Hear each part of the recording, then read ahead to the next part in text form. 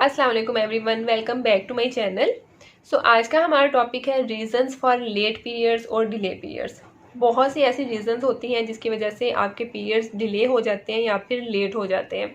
तो जब भी पीरियड्स लेट होते हैं तो सबसे पहले माइंड में यही क्वेश्चन आता है कि हो सकता है कि प्रेगनेंसी हो, तो फ़ौरन से प्रेगनेंसी टेस्ट किया जाता है। लेकिन प्रेगनेंसी टेस्ट नेगेटिव होता है और आपके पीरियड्स की डेट भी गुजर चुकी होती है।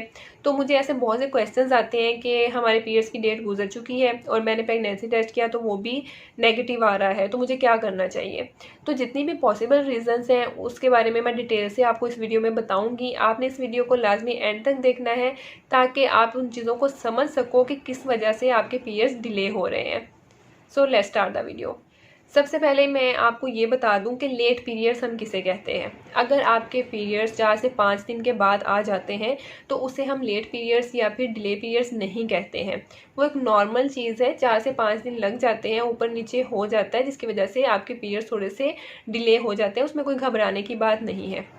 और सेकंड थिंग ये है कि अगर आपके पीरियड्स डिले भी हो रहे हैं, 4-5 दिन से ज़्यादा हो गया और आपके पीरियड्स डिले हो रहे हैं काफ़ी ज़्यादा, तो उसमें हर दफ़ा आपको टेंशन लेने की बात नहीं होती है। आप रिलैक्स रहें। बहुत सी ऐसी रीज़न्स होती हैं जिसकी वजह से आपके पीरियड्स डिले हो जाते हैं और आपको उसमें कोई बीमारी नहीं होती है, आप बिल्कुल ठीक ठाक होते हो, लेकिन वक्ती तौर पे कुछ ऐसी चेंजेस आती हैं आपकी लाइफ में जिसकी वजह से आपके पीरियड्स डिले हो जाते हैं। तो सबसे पहले तो हम उन चेंजेस के बारे में डिस्कस करेंगे और उसके बाद आपको मैं कुछ ऐसे टेस्ट भी बताऊंगी कि जिससे आपको पता चल सकता है कि आप में कोई बीमारी तो नहीं है या फिर आप में कोई ऐसा प्रॉब्लम तो नहीं है और आप उसे टाइम से ट्रीट कर सकते हो।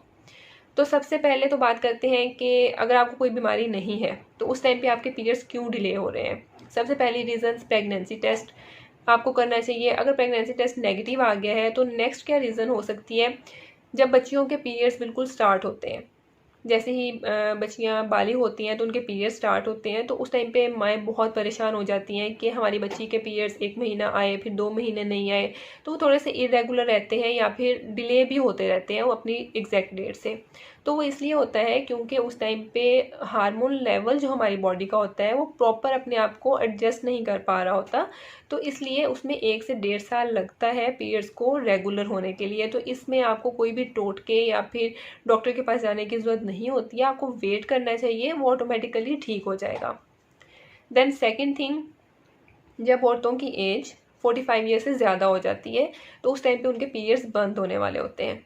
तो पीरियड्स बंद होने से पहले भी आपका कुछ टाइम होता है जब आपके पीरियड्स डिले होते हैं या फिर ऐसा भी होता है कि आपको पीरियड्स नहीं आते हैं और आहिस्ता आहिस्ता आपके पीरियड्स बंद हो जाते हैं। तो ये नेचुरल प्रोसेस है, इसमें भी कोई टेंशन की बात नहीं होती है। इसके अलावा जो माएँ बच्चों को दूध पिलाती हैं उन्हें भी बहुत परेशानी रहती है और वो बहुत ज़्यादा क्वेश्चन करती हैं कि हमारे पीरियड्स कभी 1 महीना आते हैं, कभी 2 महीने नहीं आते हैं, और आते भी हैं तो बहुत ज़्यादा कम आते हैं, कभी डिले हो जाते हैं।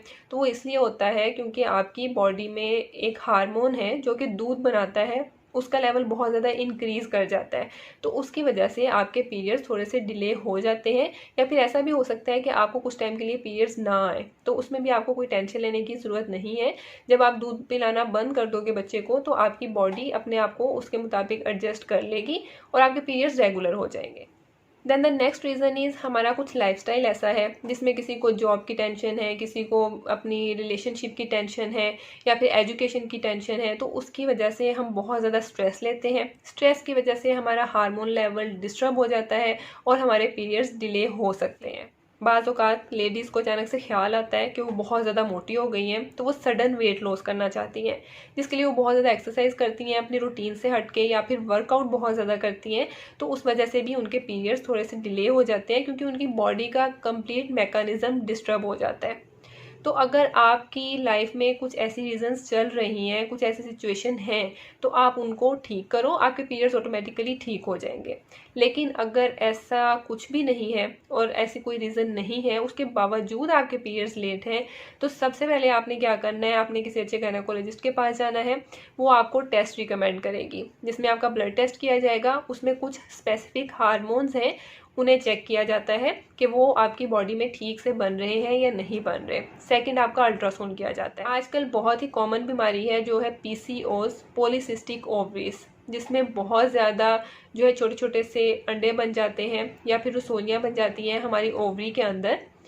उसका भी इलाज मौजूद है, उसमें कोई घबराने की बात नहीं है। लेकिन हार्मोन का लेवल हमारी बॉडी में डिस्टर्ब होने की वजह से भी हमें पॉलीसिस्टिक ओवरीज का मसला हो सकता है और उसकी वजह से हमारे पीरियड्स इरेगुलर हो सकते हैं। अगर आपको नहीं पता है पॉलीसिस्टिक ओवरीज के बारे के ऊपर मैंने डिटेल में वीडियो बनाई हुई है सीड साइकिलिंग के ऊपर भी, कि इसको कैसे हम ट्रीट कर सकते हैं, ठीक कर सकते हैं। आप लाजमी उसे चेक करो ताकि आपको इस मामले में थोड़ी सी हेल्प मिल सके। हमारी बॉडी का एक मैकेनिज्म है जिसमें ओवरी अंडा बनाती है और वो अंडा रिलीज होता है प्रॉपर तरीके से, और उसके बाद हमें अगर प्रेगनेंसी नहीं होती है तो पीरियड्स आ जाते हैं।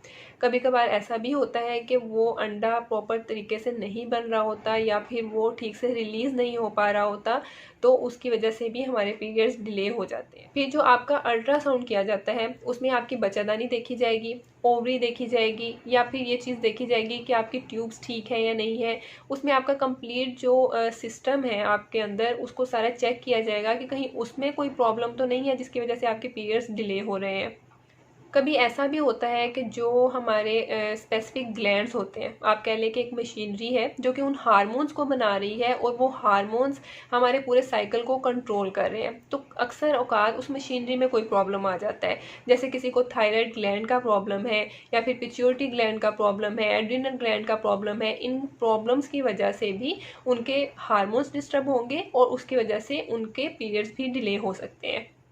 अब बात करते हैं कुछ ऐसी मेडिसिन के बारे में, जैसे कि बर्थ कंट्रोल पिल्स यूज़ करना या फिर एंटी डिप्रेसेंट, ब्लड प्रेशर की मेडिसिन यूज़ करना।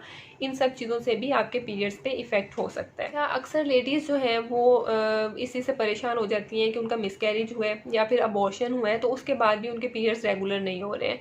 तो आपको थोड़ा वेट करना चाहिए, क्योंकि अबॉर्शन और मिसकैरेज के बाद भी 1 से 2 माह लग सकते हैं आपके पीरियड्स रेगुलर होने में या फिर प्रॉपर टाइम पे आने में। तो इसलिए आपको थोड़ा वेट करना चाहिए, बहुत ज़्यादा हाइपर नहीं होना चाहिए। आपकी अपनी बॉडी को थोड़ा टाइम दें उस सिचुएशन के मुताबिक एडजस्ट करने के लिए। कभी कभार कोई ऐसी बीमारी होती है जैसे कि निमोनिया, या फिर बहुत ज़्यादा बुखार हो जाता है और काफ़ी टाइम तक रहता है। उसकी वजह से आपकी ईटिंग हैबिट्स चेंज हो जाती हैं, कुछ खाने का दिल नहीं करता है, तो आपकी बॉडी का सारा सिस्टम जो है वो डिस्टर्ब हो जाता है। तो उस रीज़न से भी आपके पीरियड्स थोड़े से डिले हो सकते हैं। या फिर आप बहुत ज़्यादा मोटे हो तो आपके ऊपर चर्बी इकट्ठी हो जाती है, और वो चर्बी है वो कुछ केमिकल्स रिलीज करती है आपकी बॉडी में, उससे भी आपके पीरियड्स थोड़े से डिले हो सकते हैं। सो ये सारी पॉसिबल रीजंस थी जो मैंने आपके साथ डिस्कस की हैं। अगर आपका फिर भी कोई क्वेश्चन है आप मुझे कमेंट सेक्शन में कर सकते हैं। नेक्स्ट वीडियो तक के लिए अल्लाह हाफिज़।